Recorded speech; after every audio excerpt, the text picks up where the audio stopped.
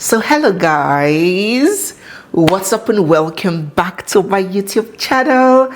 It's me, your girl barrister NEZE, and this is NEZE Peperempe. See, why is that whenever I come to this channel I'll just start laughing anyhow? What is the matter? You guys are very welcome to our channel. How are you doing today? See, I don't know, let's just take this poll now once and for all. Which kinds of videos do you prefer on NEZE Peperempe? Do you prefer my sit-down videos or my vlogs? I know that this channel is supposed to be more of a vlog channel, but I myself don't even like vlogs. I don't like choosing vlogs. I don't like watching my vlogs.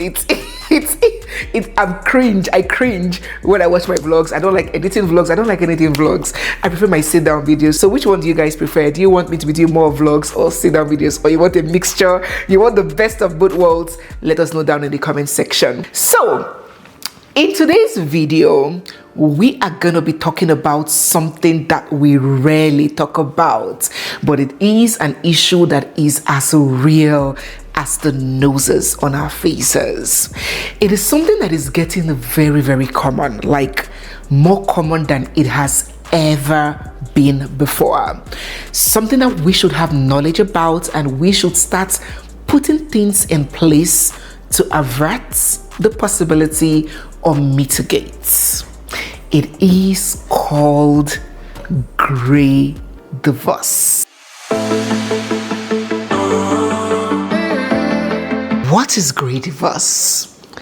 Grey divorce simply refers to that divorce that happens later on in life, typically amongst couples who are like 50 years old or older, in their grey hair years, as the term implies. And this term became very popular recently as divorce rates amongst older couples started increasing very significantly. People who have been married for 20, 25, 30, sometimes even 40 years.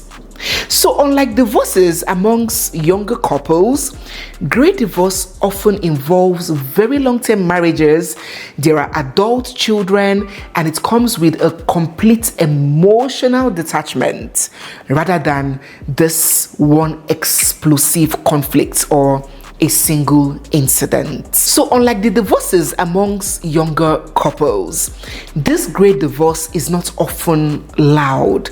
It's not usually in tornado, fire and brimstone form. There is no much big drama, no custody battles. Come on, the children are already grown, some of them are even married. There is no heavy animosity. Just two people, or at least one person, who is done. They may respect each other, but every form of fondness and love and intimacy are completely eroded. So we can just describe this situation as we are good people, but we are no longer good together or good for each other. And we should not spend the rest of our lives living a lie, living miserably.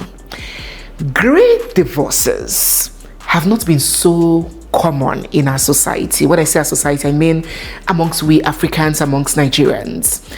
As a matter of fact, divorces in general only got very common recently. So grey divorces, though is a big thing in many other cultures, is pretty novel to many of us here. What is more common here in this situation is two older couples that utterly despise each other, can't stand each other, always quarreling, no intimacy, living parallel lives, but remaining under one roof, keeping up with the Joneses, keeping up appearances in society. That is the more common thing that we see amongst we Nigerians or Africans. Divorced in reality, but married in public eyes, in the eyes of the church. That is more of our normal. So when we come across older couples in their 50s, 60s, getting a divorce, it usually rubs off to many as very unusual. You hear comments like, what could be the problem now?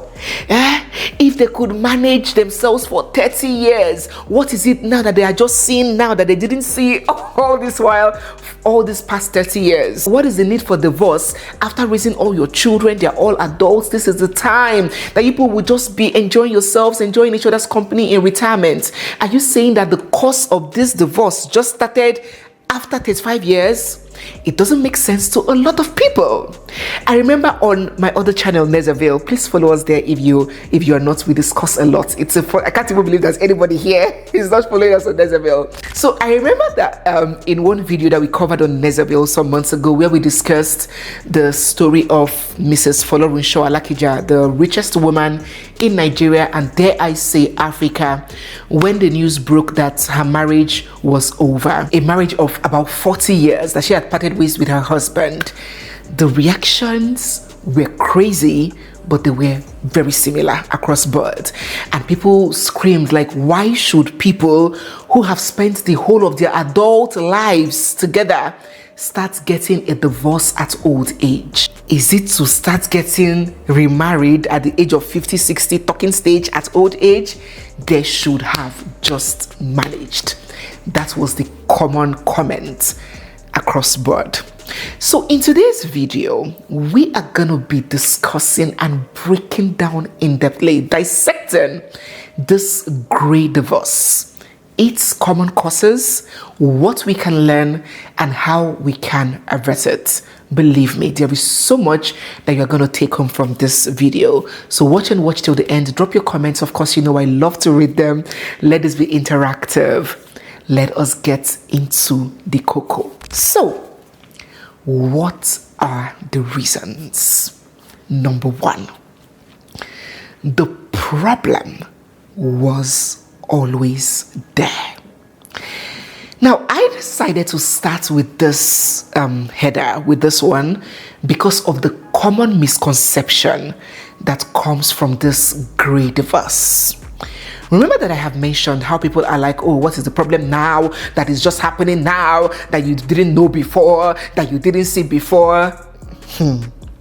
Let me tell you, most grey divorces come from unaddressed wounds that were buried, and the structure was then built on top of that buried thing, and that structure ended up not being able to hold because of that thing that was buried underneath it. It hardly comes from this one explosive conflict that happened at that old age. It is built from years and years of unresolved problems. And this point is very common amongst couples who choose avoidance to preserve the peace. Listen, I have never understood why. I do not know why anybody will be hurting, why something is killing you, you are dying, it is eating at your soul.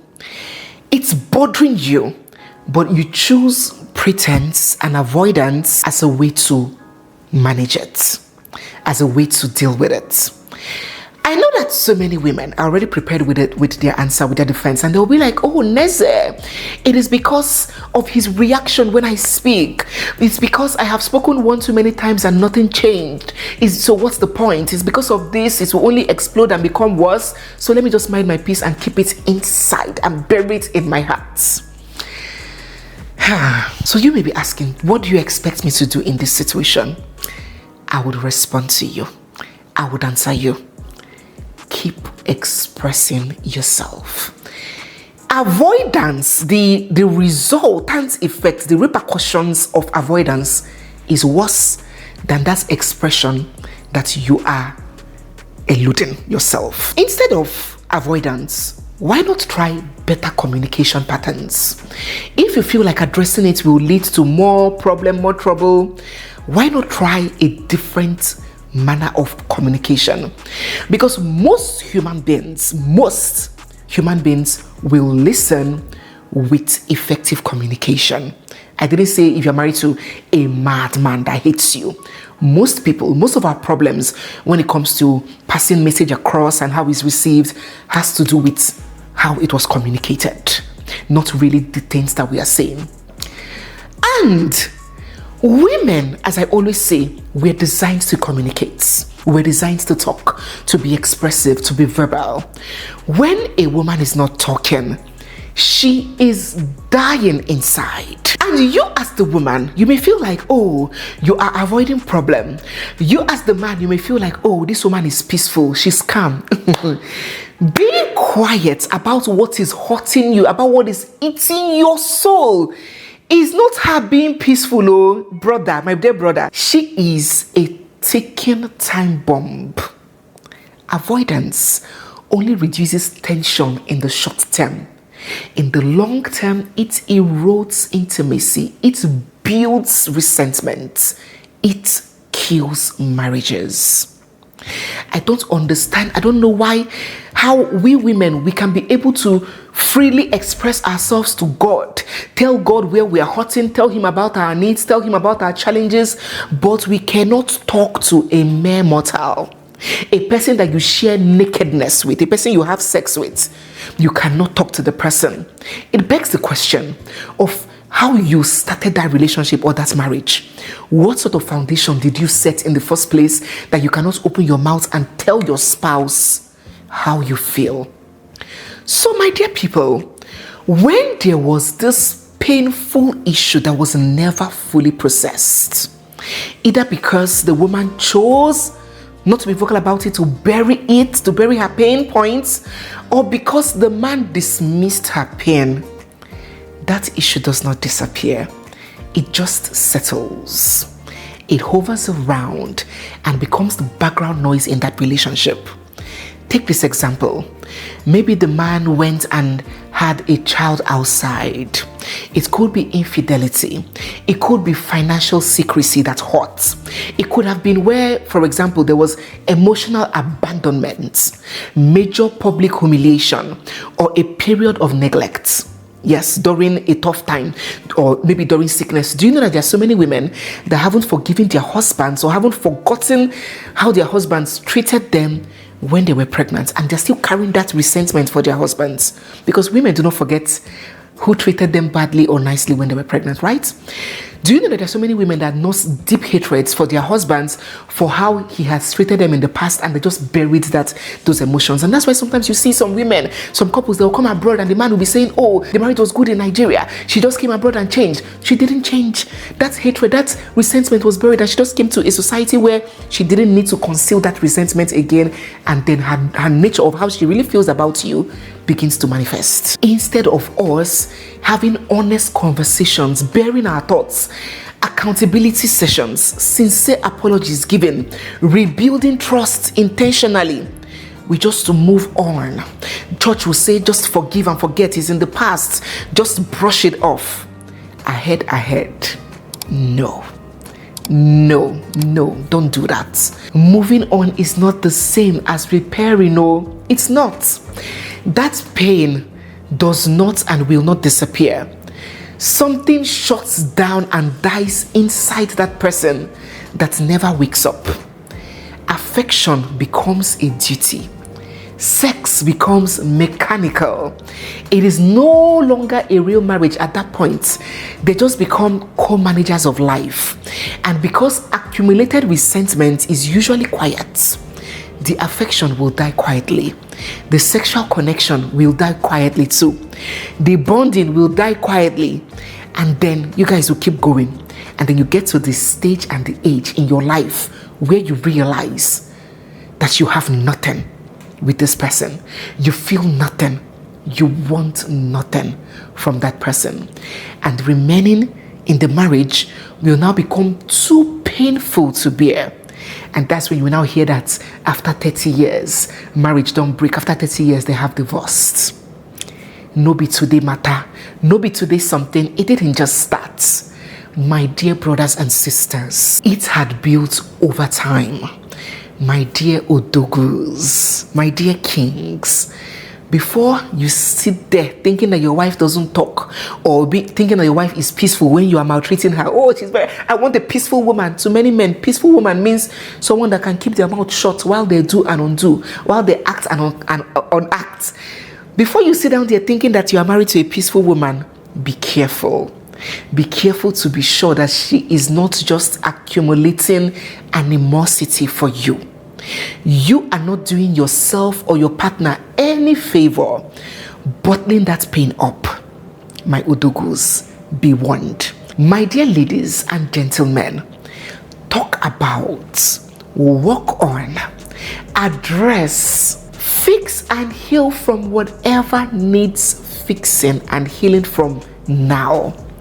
If not, body go tell you at old age. If not, old age might end up being that elastic limit that you would get to, that you will not be able to take it anymore, and you would explode. Number 2. But before we go on to number 2, hello. You know the tradition here. If you are new here, quick reminder, if you're new here, you're seeing my face for the first time, or if you've been coming in and out, you haven't subscribed. Some do not even know where the subscribe button is. Some even think that they pay for subscription. I've heard some of my grey mommies and daddies say that, I'm going to save and pay for subscription. Uncle, auntie, mommy and daddy subscription is free. Just click on the subscribe button down there, turn on your bell notifications, give the video a big thumbs up, and drop your thoughts, your experience from your parents, your uncles, your aunties, or yourself down below so it can be engaging and more people can learn from our discussion. Don't forget to join our exclusive channel. We have a premium channel where we have very insightful conversations around life, love, marriage, relationships, and so much more that would help us be better, do better, and be a well-rounded version of ourselves. Don't forget to join by scanning this code or clicking on the link down below. All right, let us go to point 2. The second reason why grey divorces exist and are getting more and more common. I will head it, I stayed for the kids. And now what? Now what? Now, the truth is that a lot of women, a lot of African women, Nigerian women most especially, a lot, you would be marveled at the statistics, do not stay in marriages because they are happy or because they are fulfilled or because they are in love. No. Many of, I don't want to use us, many of them, shall I say many of us, right? I'm referring to Nigerian women. Many stay solely because of their children. Because they feel they do not want to destabilize the lives of their children. They feel they want to present a unified home front for their children in the interest of the children because they are in need of resources or provision for their children, especially for those who lack the financial abilities. And so these women postpone their own lives and postpone their happiness. Let me tell you how it happens. In many African marriages, especially, I keep using African marriages because the dynamics are different. Okay, Western marriages, due to the provisions, the government interference, the law, the order, the resources, what a woman will have to endure and tolerate here is completely different from what a woman in Africa will tolerate. So in many African marriages, a woman leaving a marriage does not just mean bringing a relationship to an end. It can mean losing so much reputation, resources, and most especially access to her children. The man can literally take the children from her and she will cease being involved in their daily lives. She would cease having access to raise them. She would bear the torture of watching another woman raise her kids. It is very common in societies where there are no protection for women, no law, no order. Everybody can just do what they want to do. Especially when the man has huge financial or influential leverage above the woman. He can easily oppress her, right? It can also mean being thrown out with your children to suffer, thrown out on the streets with no single financial support, while the man remarries immediately, starts a new family, and live his best life. And you know the honest truth, the bosom truth is that a woman can hate the father of her kids and still love her kids to death. But many men, let me tell you, many men, when they hate a woman, the hatred can easily spread to her children. Yes, especially when he has started another family and he has other kids. He can easily hate and forsake the children of the woman that he despises. That is the truth and the reality.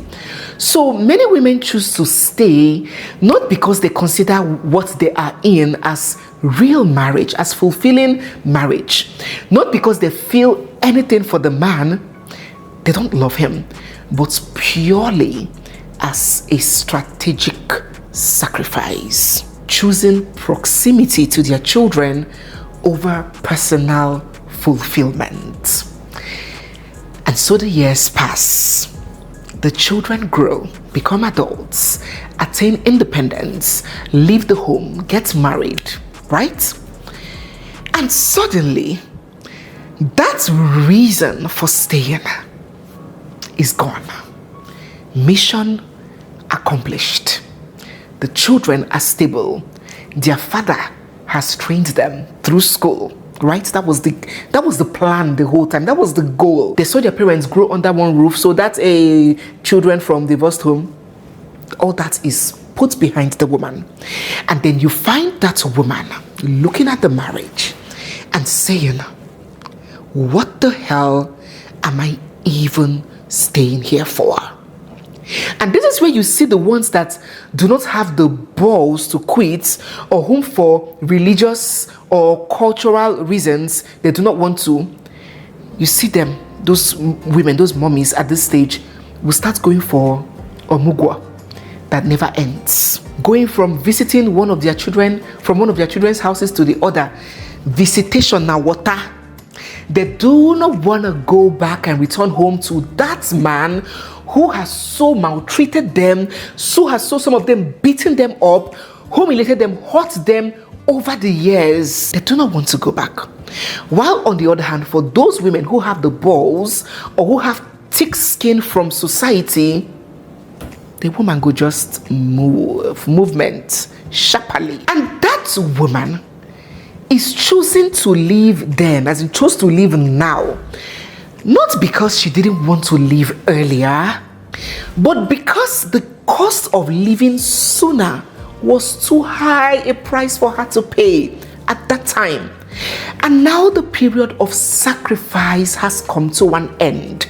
And such woman will feel like there is no need to keep enduring a man and a marriage that she stayed purely for survival. And that's when you see the woman at this stage ending the marriage. And you hear people on the outside saying, at old age, what is the problem now? There was a reason why she stayed, and that reason has served its cause. Another primary cause for grey divorce. The next point I would like to address on these reasons for grey divorces, as they are called, is what I would call, with age, the ability to perform shrinks. With age, the ability to perform, to keep up with the Joneses, diminishes. I've heard some people say, tell women, ladies especially, that, oh, you better settle down now, no, you better find someone and settle down, get married, because as you get older, it gets more difficult to settle down. And guess what? I completely agree with them.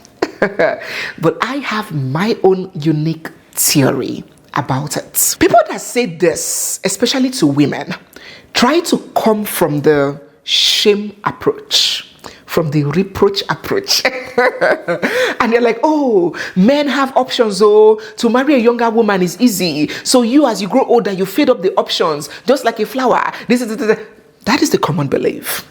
Now, let me tell you my theory, which is different.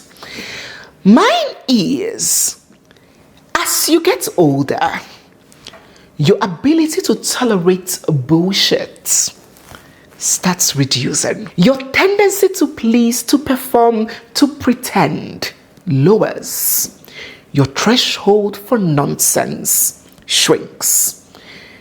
You get wiser, you get bolder, you reach a certain level of self-awareness. You do not give a damn.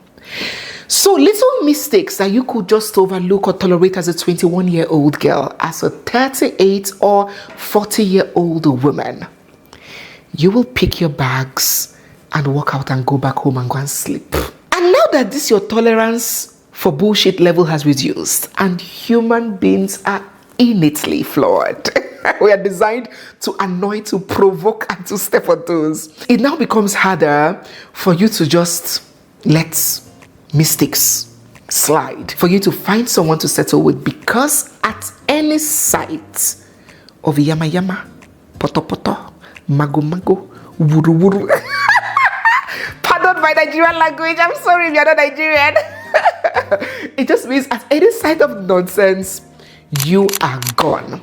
Any small thing is a no deal, is a red flag. This example can be likened to this point.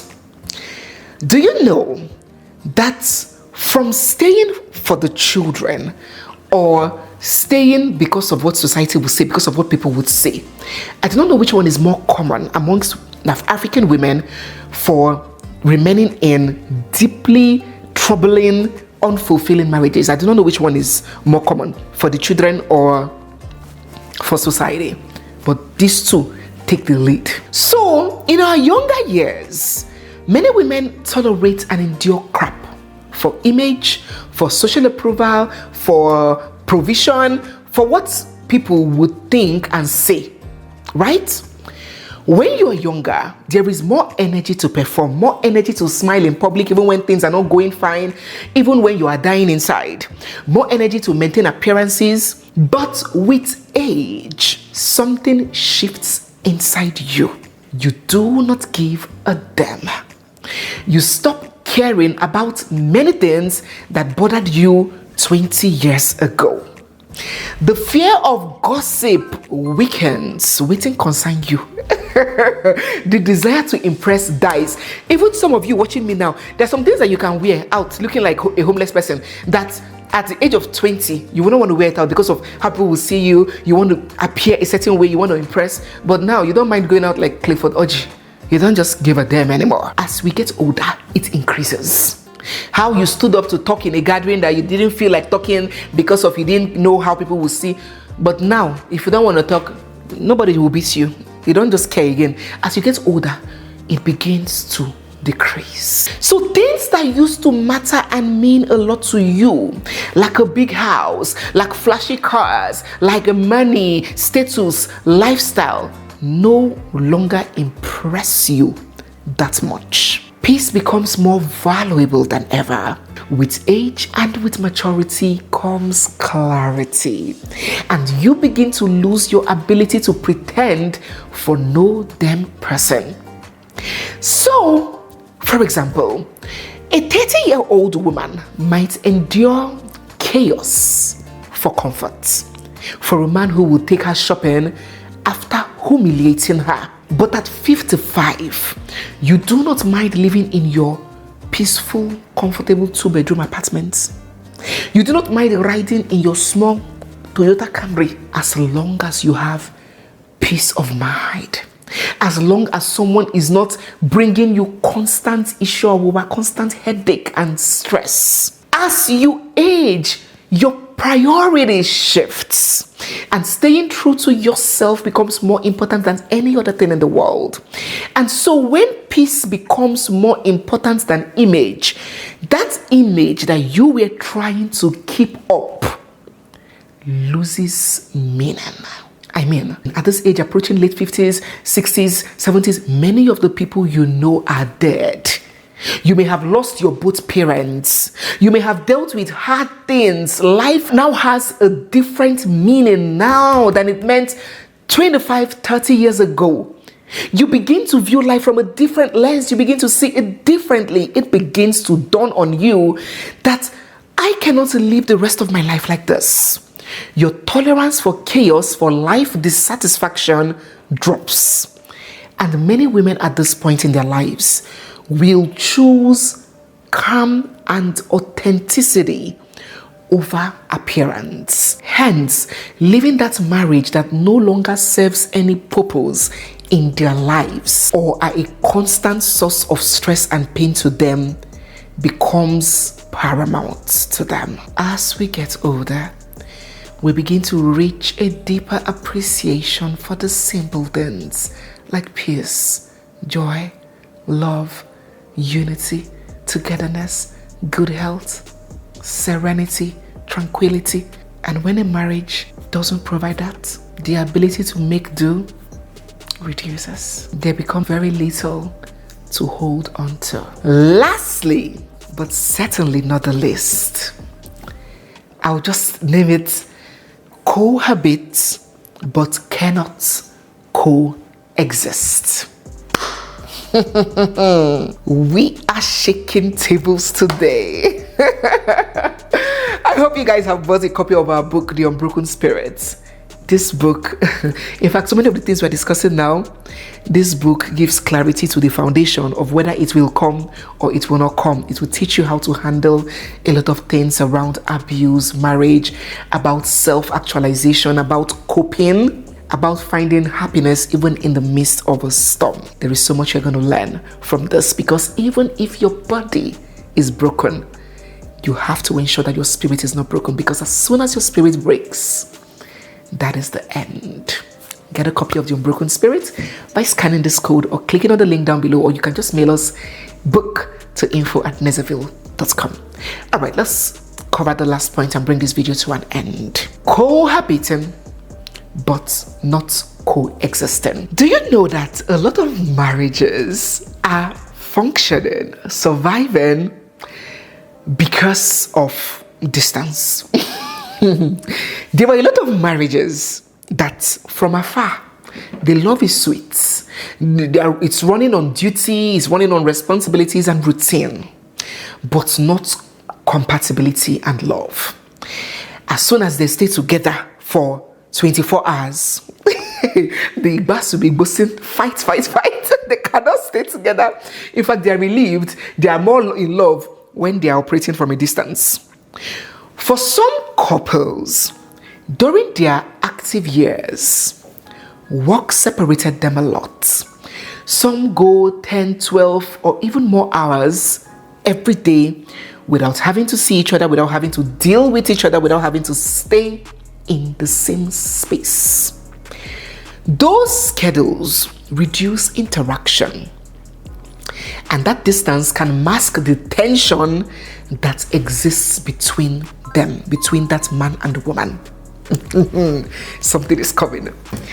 And so 50s, 60s come, retirement happens, the hustle reduces, old age is coming, you are not as active, and you are not in your working age bracket anymore. And then these two, Tom and Jerry, are forced to stay in the same space more often than they ever have. If that marriage relied on distance to stay peaceful, constant closeness will not only feel overwhelming, it will be suffocating. It will be irritating. And that is when mommy and daddy will not allow their children to rest. They will be called, that's also called calling to report each other every day. They will call their daughter in the Sabbath today, call their son in Germany tomorrow, reporting what this one has done and what that one has done. There was no compatibility, only coexistence. And let us not forget that this is also the age bracket, the period that many women enter perimenopause and menopause. And the hormonal drama and tornado that comes with. She doesn't even understand her body or herself. She is easily irritated. She's always overtly sensitive. She can be aggressive, snapping easily, triggered. All of this coincidence is happening at the same time. Oh. Do you know that abroad, there is a special kind of therapy for couples, husband and wife, go through to get them through this menopausal phase, because it's a big hit for couples. But we in Africa, which one waiting concern us? We don't even understand the impact that these hormones and changes can have in our lives and in our marriages. And to make it even deeper and more complicated, let us not forget that There is a lot more expectations from marriages now than there has ever been in the history of marriages. In our great-grandparents' era, marriage was purely about duty and survival. But now, marriage is expected to deliver on so many other KPIs. It's supposed to provide stability, fulfillment, happiness, and love and all of those things. That he is a good man is no longer the benchmark for a lot of women. You can have a good partner, but if they are indifferent, dismissive, unwilling to initiate, allergic to change, resistant to learning, or they are cold, you will still find so many women feeling alone and empty. And now that you now have longer moments to stay with this person that you clearly do not feel love for, or you have grown apart from, now be the great divorce we will talk about. And as I said, a lot of older couples are going through these things that I am talking about. If they're watching me, they know. A lot of them are going through it. But it's just that a lot of them are pretending, patching, dying in silence, and remaining in the same house in enmity, living different and parallel lives. These are the real issues. And that is why I keep preaching and advising. Invest in your marriage now. Because it is the investments that you have put in now that will be the payback at old age, that will sustain the marriage when all of these other distractions, work, school, schedule, appointments, when they are all gone. It is that emotional investment that you have made in your husband or wife, that friendship that you have built over the years, that is what will sustain the marriage during the gray years. So yes, my darling brothers and sisters, there are so many other points, so many other reasons and grounds that I would like to share. But if I keep sharing, if I keep talking, this video would stretch to 3 hours long. So I'm going to stop here. Divorces are generally hard, and gray divorces are no different and no exception. So if you know any couple going through gray divorce, I want to implore us to be slower to judgment and be quicker to empathy. Show your support, pray for them. Do not assume or cast aspersions.